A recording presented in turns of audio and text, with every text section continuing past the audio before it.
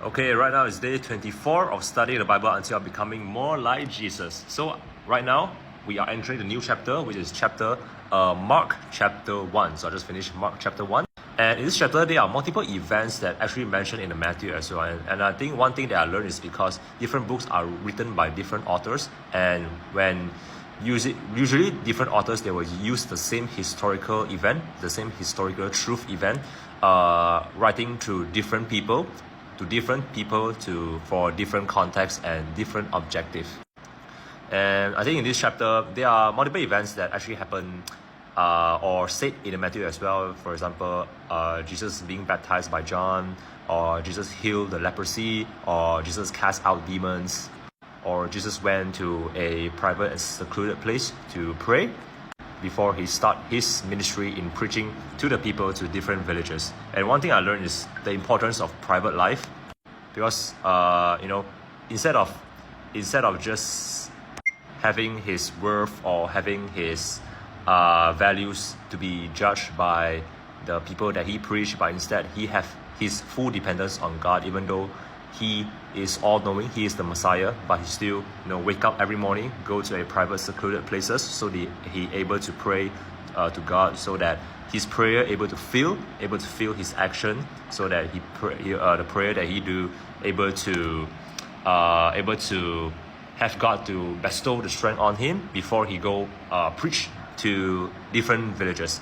And I think in this chapter, he woke up and he went to private place to pray, right? So his disciple go to find him, and when his disciple found him, the disciple told him that everyone was looking for him, implying that God should just stay at the village that he preached, maybe just in terms of to capitalize his fame.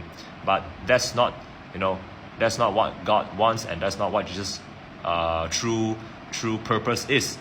God would not let the fame or the value that people have for him to keep him in his comfort zone. But his purpose, his ministry is for the whole world. Is for not just the same village, but to the another village, to different nation.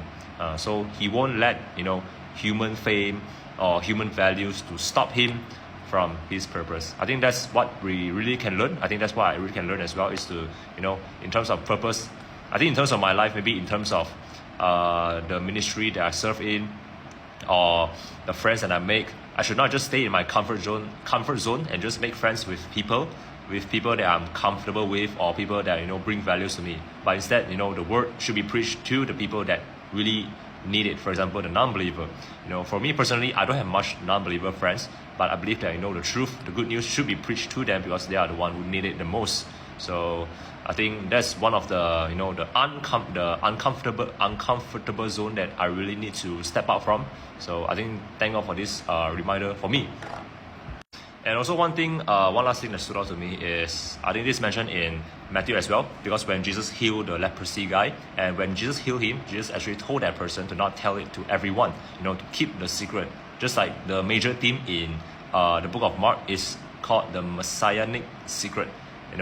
God in this moment, he's not really revealing his true identity yet. So instead of letting the leprosy guy to just tell everyone that, hey, Jesus just healed me, but instead he told the leprosy guy, just go find the religious leader, just to give thanks to them, and just offer sacrifice to them, because it will provide more proof and more understanding to the people in that moment. Because I think one thing why Jesus wanted to keep it a secret first, because he don't want people to just suddenly follow Jesus just for his miracle, or just for external values, not just for external values, or just follow Jesus because he is a powerful, conquering person. But God really wants to change their heart slowly first. And I think most importantly, Jesus does not want the people to misunderstand on his purpose and his ministry on this earth.